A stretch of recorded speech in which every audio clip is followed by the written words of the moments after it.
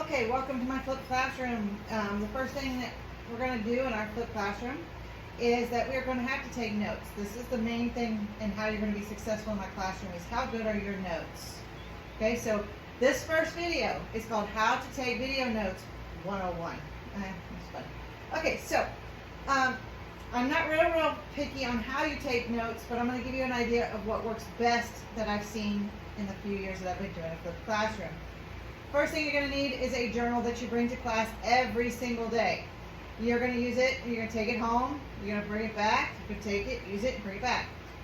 Your journal, the one thing that I notice that most kids do that help them be successful in my class when they take notes in their journal is the first thing they do is they write down the title. And they usually put it on the right side of the journal. I recommend you bring a journal that has a 3-subject spiral. One, it has pockets to hold materials in. It separates it if you want to have different topics in there. I don't require any of that. I don't have numbered pages or anything like that.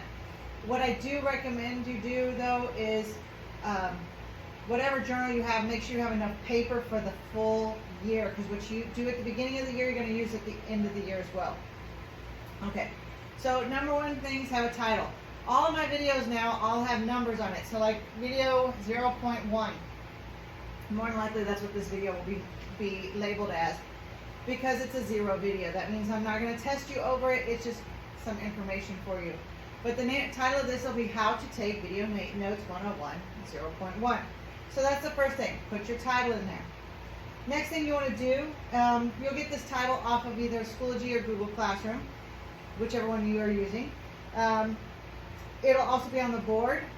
Usually I'll tell you 0.1 is due today or tomorrow or the next day or whatever. You have plenty of time to do all your video notes. So make sure you have a title and a reference number on it. Because if I'll say go to video 3.2, then you need to know where 3.2 is. If you don't know the name, I'll say go to video 3.2, which is how to take a video notes or something like that. Or stoichiometry 5.7. So you'll have all this information. The next thing you want to do is you want to start taking notes. I would say you do all your notes on the right side of your spiral and leave the left side open. You're going to do work in class, practice work. You want to leave that left side open. I'll do some problems in class. You want to leave that left side open so you have that to take notes in. How you take notes is okay with me. I don't care. What I do see that helps students take notes the best is either a Cornell style note where they have it divided, or they just have bullet statements. But if you have scattered notes everywhere, you're never going to find it. Keep it in some kind of chronological order. Some things to write down in your notes. Okay, some things that you want to write down is if it's written on here, like I have it here, I have this diagram of a journal. In your journal, you should have a diagram of this journal. So if I write it, you write it. Okay, so if it's written, you write it. Okay, if it's highlighted, because some of my videos are on PowerPoint. So on PowerPoints, usually I'll say it'll be highlighted or written. So if I write it on the PowerPoint or I highlight it on the PowerPoint, I want you to write it down. It's important. If I say in the video, if I say anything like write this down, you better write that down. If I say draw this, you better draw it, because that's what I'm looking for. When I check your notes or when you have a note quiz, you are going to be looking for specific things. In my note quiz, I'll say, what did I do in the journal? What were the 3 bullet points I said to write down? Bum, bum, bum. You have it all written down, okay?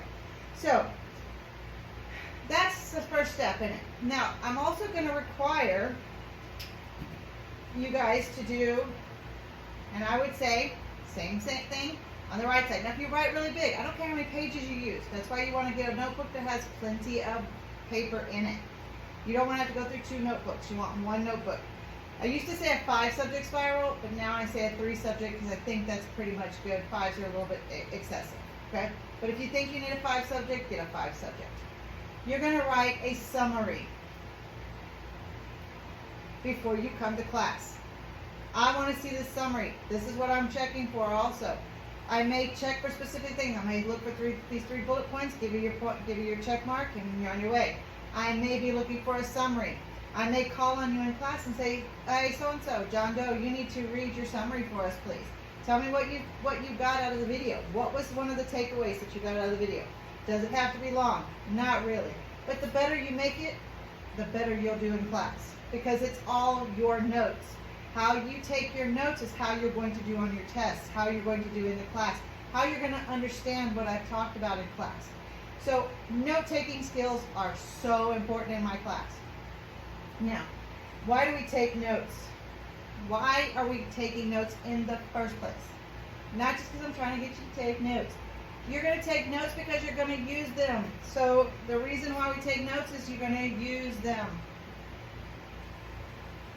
in class, in labs. If you don't have your notes, you're going to be lost. Because the first thing I'm going to ask you when you ask me a question, Miss Oscar, I don't understand how to do XYZ in a lab. I'm going to say, well, we touched on it in the notes. Do you have it in your notes?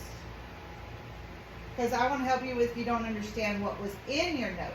But if you don't have anything in your notes, I'm going to leave you out on your own. That's the sad part about it, because the notes are the most important. We're saving room to do the labs. We're saving room to do activities while you're taking notes at home. So it's important that you do this. My notebooks are not super long, as you'll see in this video. I may talk fast. That's why you can slow me down, stop me, and pause me all you want to. But you're going to use them in class every single day. I reference them. You're going to highlight these notes throughout the time. So please highlight.